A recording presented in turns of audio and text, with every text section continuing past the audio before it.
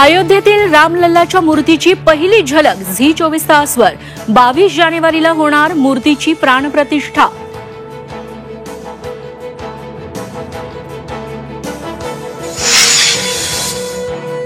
लहानपणी हक्काच्या घरात राहणं स्वप्न होतं। सोलापुरात कामगारांच्या घरांचं वाटप करताना पंतप्रधान मोदी भावुक।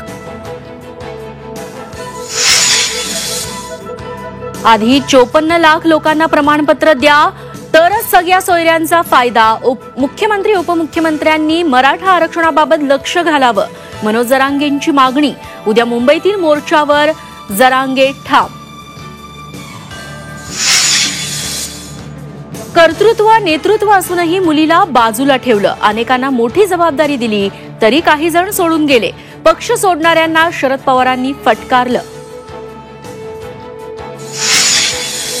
मुंबऱ्यात जितेंद्र आव्हाडांसमोर नजीब मुल्लांचं आव्हान। मुल्लांच्या वाढदिवसानिमित्त ठाण्यात शिंदे गटाकडून बॅनर, भावी आमदार असा उल्लेख।